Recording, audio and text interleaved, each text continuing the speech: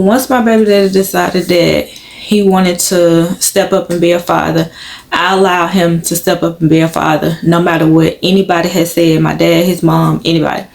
But I did tell him, if you're gonna be there for her, be there for her. Like, you can't be in and out.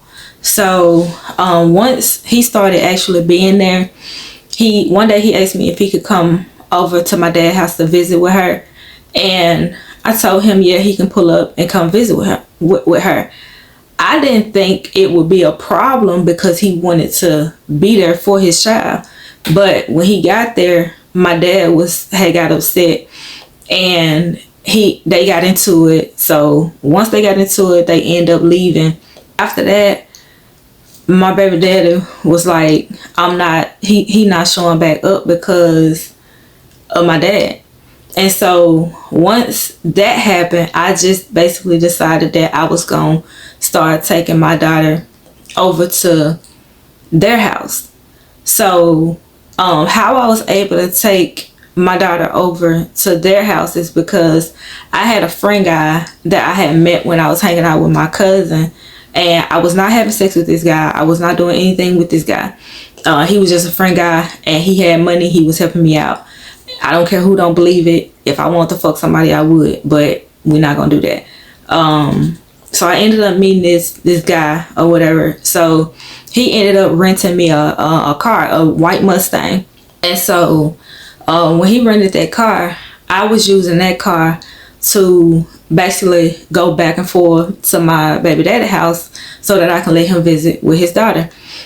His mother, this particular day, his mother had actually called me because they had family members over their house, and his mother wanted me to bring my daughter over. He didn't ask me to bring my daughter over. His mom asked me to bring my daughter over so that she can be with them in the family. So I told her I would bring her over there. So I get in the car, I drive over there, and we over there basically just chilling.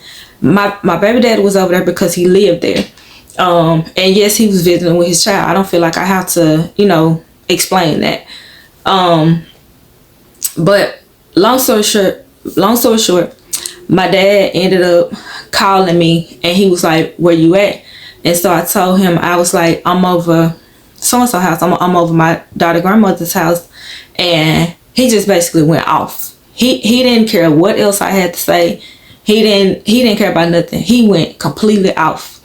After he got done saying all the hurtful, crazy shit that he was saying to me, he basically told me, you can stay over there where you at, don't come back to my house. And so I'm looking like, what the fuck? Like, I'm letting his family visit with my daughter. Like, where's the problem? And so after he said everything, he just basically hung up in my face. Didn't give me a chance to say anything. Didn't give me a chance to explain that the grandmother asked me to bring her over. Like, it was my way or the highway. Because my dad always controlled everything. He just wanted to control everything. He did not listen to nothing that I had to say.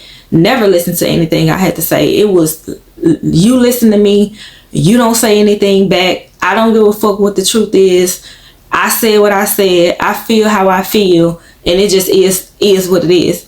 And by me trying to do the right thing, he didn't like that. He didn't want that. It was the simple fact that he had already made up in his mind that he wasn't gonna help me with my daughter. I didn't want to do this. Like, I didn't want to do it alone. And my dad didn't understand that. Like, you already told me before I even had the baby that you wasn't gonna help me. So how do you feel you can control me allowing her daddy to be there, even though he was in and out during my pregnancy? He was in and out when she was born. And to be honest, I can understand from my baby dad's point of view, because my dad did make it hard for him to want to be there, because every time he was trying to be there, like even when he showed up for the baby shower, my dad allowed him to be there, but my dad was always so negative, and it was like, okay, he trying to be there, just give him the chance or the opportunity to be there. So I kind of understood from my baby dad's point of view, because if I'm trying to be there, stop being negative and let me be there. If I'm gonna be there, or if I'm not gonna be there, you don't get to decide that, you know. So right is right and wrong is wrong. But anyways, once my dad hung up and told me not to come back to his house, I broke down, and I basically just broke down and started crying, because I started feeling basically everything. Like, I was feeling everything because I was so sick and tired. I was just tired. And so the grandmother told me, she was like, what's wrong? She asked me, she was like, what's wrong? And I told her basically what my dad said, and then he told me not to come back to his house. And then she was like, F that. She said, if you need to go get your stuff from your dad's house, go get your stuff from your dad's house. And so I told her, no, I'm not going to get my stuff from my dad's house, because I don't want to go back to my dad's house. I'm just tired. Like, I was just tired. And so I basically stayed over my baby daddy's house until I could find me somewhere else to go. This is long story short. I ended up staying over there for a short period of time, but I was looking for an apartment while I was staying over there. So basically, I didn't want my baby daddy to know that I was moving out or trying to move out, because I didn't want no problems between me and him, and I didn't want him to get mad and try to put me out, and I didn't have nowhere to go. So I was basically just secretly looking for an apartment. The guy that got the Mustang for me, he basically kept renting that Mustang until I can basically have something else to ride in, which I ended up never getting a car. But I ended up having to take the car back because he started wanting to be in a relationship with me, and I wasn't in a position to be in a relationship with nobody. My life was basically shit to shambles at that point, and I was trying to explain that to him, and he didn't want to hear that. He was basically like, okay, I'm helping you out, blah blah blah, and I want to be in a relationship with you and all that, and I didn't want no relationship. So basically, my dad always taught me that if a man is giving you something, or a man is doing something for you, then he always gonna want something in return. So basically, that's what I was thinking about. So I'm not going to give you anything in return, because you offered to get the car for me. I didn't ask you to get the car for me. You offered because I didn't have no car to drive. And I appreciate you for that. But I didn't come to you and say, hey, can you give me a car because I need a car, blah, blah, blah. No, you offered to do that, and I allowed you to do it. And so I ended up telling him that I didn't want a relationship. And I guess he tried to basically bribe me into a relationship. So anyway, long story short, I told him I didn't want to be in a relationship. He told me to bring the car back. I ended up dropping the car off at the gas station, because that's where he met me at. Dropped the car off at the gas station, and I dipped. I'm gonna add this part before anybody asks me, if you didn't have a car, how did you leave a gas station? My cousin, me and my cousin Kim, we used to hang out a lot, so that's who basically trailed me to the gas station, and I was with her. My cousin, basically, she helped me get to my next destination. So he got the car. I ain't never heard from him ever again, because all communication was cut off. The guy knew my situation. Like, he knew I had a baby. He knew the situation between me and my baby daddy. Like, he knew. It wasn't like I didn't tell him. Even when I used to, like, me and my cousin, we used to go over and hang out and all of that. Like, he knew my situation. Like, my situation was explained to him. Like, he knew all the trauma I was dealing with during that time. He knew my baby daddy wasn't really, it was in the air, and stuff like that. And so basically, it's like I was basically getting to know this guy. So we was only talking, like, we weren't even talking, we was just friends. And that was only for a few months. So before anybody come in my comments and say, oh, well, he rented you a car when you didn't have nothing else. So fucking what? Like, I didn't ask him to do that. Like, he's seen that I didn't have, like, anytime that I needed to go somewhere, or he wanted to hang out, or me saying, like, anything, he literally just out the blue and was like, okay, I see you don't have a car, which I'm not saying that it wasn't a good gesture. All I'm saying is I let him know from the beginning that I'm not looking for a relationship. I let him know that from the beginning. And he decided that he wanted to continue doing those things for me. I never asked him for anything because I'm not even the type of female that's going to ask a man for nothing. You just going to have to read me and say, hey, shit, this is what she need. And this is what I'm going to do. Because I've never been the type of woman to just ask a man for anything or ask a man to do anything for me for reasons being.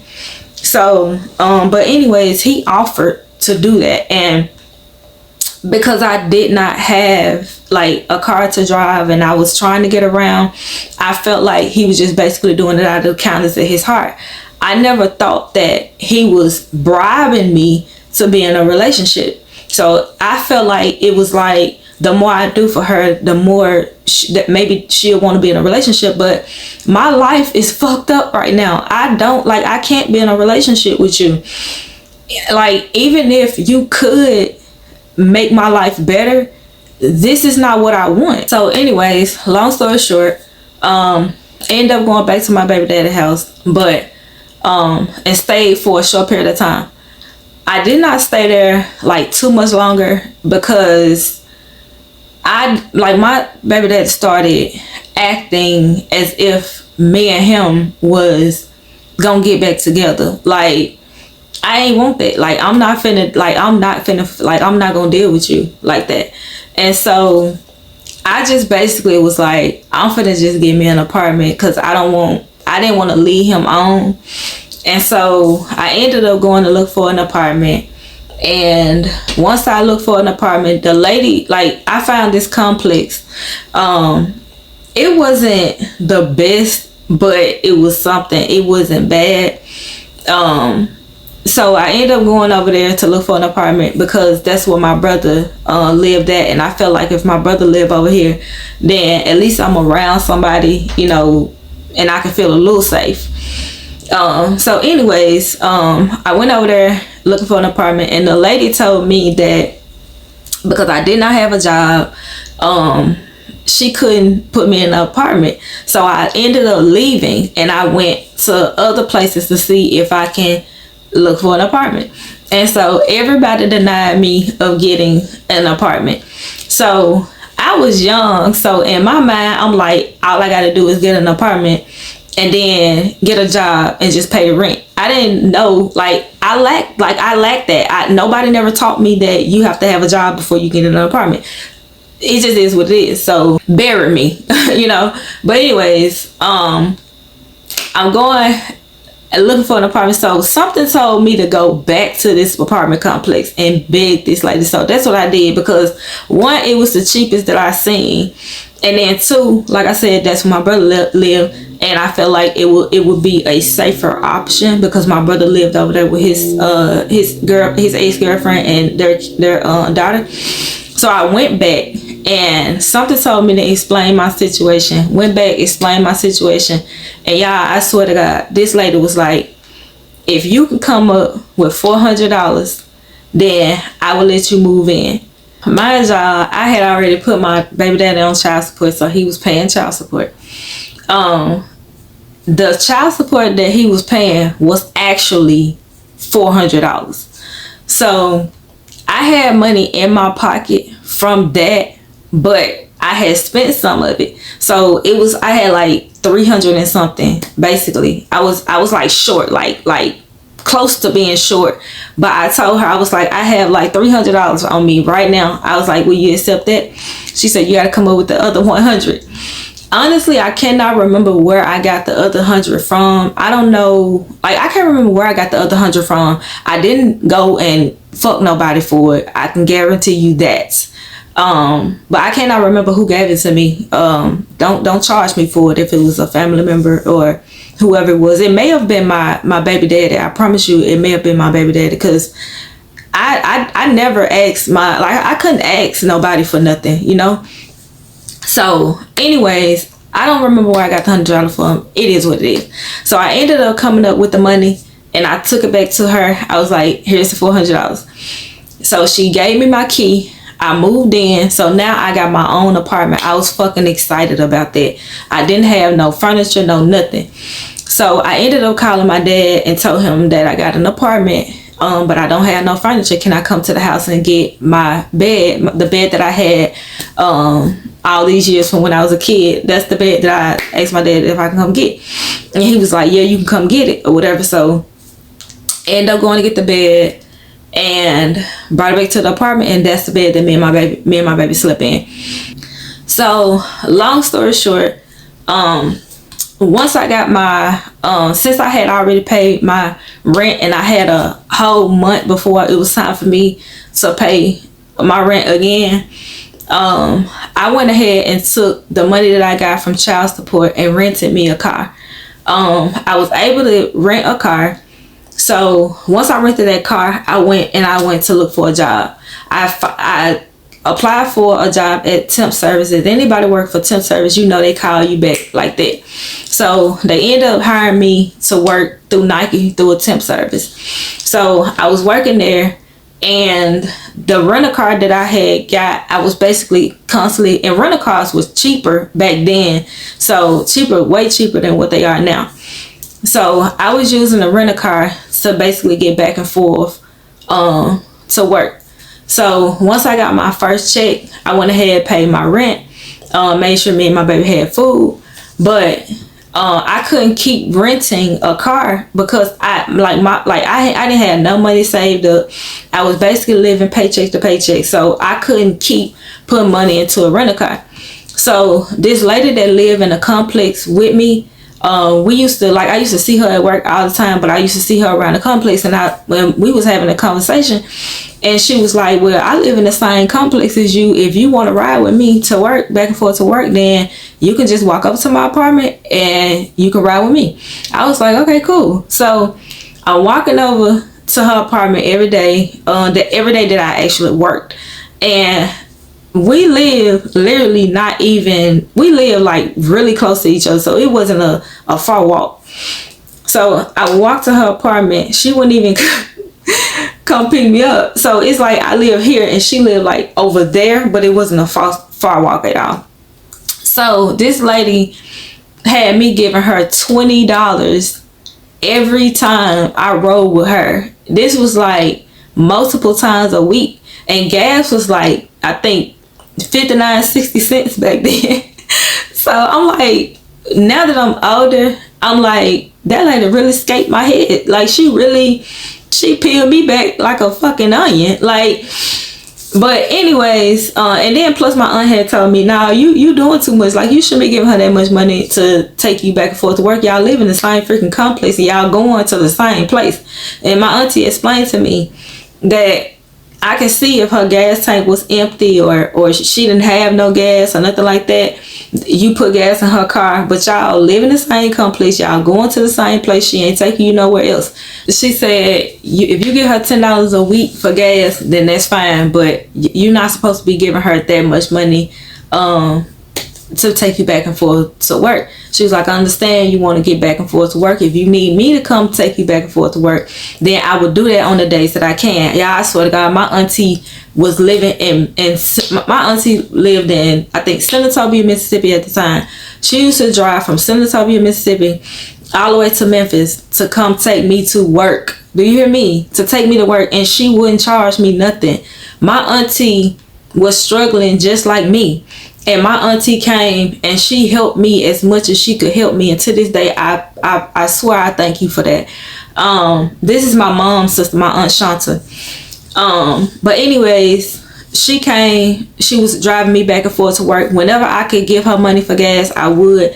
But my aunt told me, she was like, baby, I'm not going to take your money. She said, if I can help you, I will help you. She said, put your money in your pocket, buy you and your baby some food. My auntie was taking me to the grocery store. She was helping me for free. Do you hear me? Everybody else was charging me when I didn't even have it to give. My aunt knew that I barely was making it. She knew that I barely could even buy food for me and my baby because she knew my situation. So my aunt, she was taking me back and forth to work When she could, she would come take me back and forth to the grocery store. Anytime that I needed her to help me with my baby, like she'll come and get my baby, and she'll take my baby down to Mississippi so that I can basically get myself together. Like, I swear my auntie did all this. My baby used to stay the night with her, and she'll bring my baby back. And the days that I didn't work, I had my baby, but the days when my aunt could help me, she would come get my baby and let my baby stay the night with her so that I can go back and forth to work and get my shit together. And so once my aunt was unable to do it anymore because she had to work, she had a life of her own, I understood that. So long story short, fast forward, as I'm living in my apartment, my baby daddy used to come over to my apartment. That's why I used to let him come over to visit with my baby, because now I'm not over my dad's house and I don't have to come over your mama's house. You can just come to my apartment and visit with the baby, and once you visit, go. So it wasn't like he'll come over, me and him, you know, doing anything. It was none of that. Come visit your daughter, spend time with your daughter, and you can go. That's basically what it was. And so just in case some weird motherfucker to come on here and try to say all that, and even if I did, it's my baby dad, I do what I want to do. But anyways, I ended up letting him come visit with his baby, and that's what he was doing.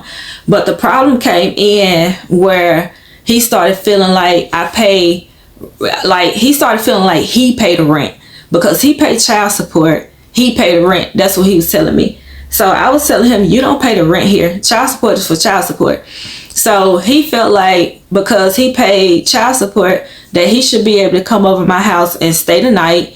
He should be able to come over my house and do whatever the hell he wanted to do. And I told him, no, you can't do that. Like, this ain't that. And so every time he came over, we were basically arguing, because he would come over and then he would bring stuff with him. And I'm like, you don't get to decide if you want to come over here and stay or come over here and do, like, you can't do that, Jody. You know what I'm saying? Like, what is your problem? So he would leave stuff over there, and I was like, look, when you come over my house, you got to take your stuff with you.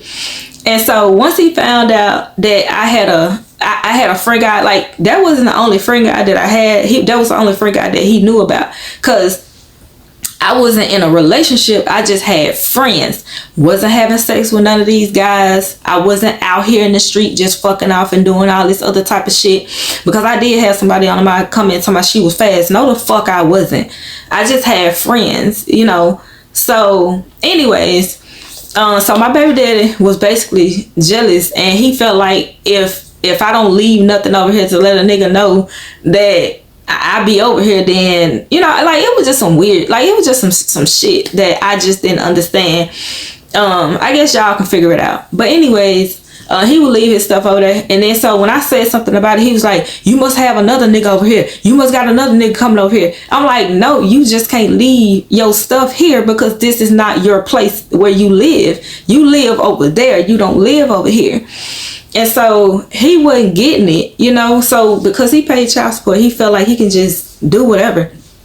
And so this one particular day, we ended up getting into it, and he thought that he was gonna, like, he literally said a whole lot of hurtful stuff to me. So after he started saying all this hateful stuff to me, I told him, like, look, you gotta go.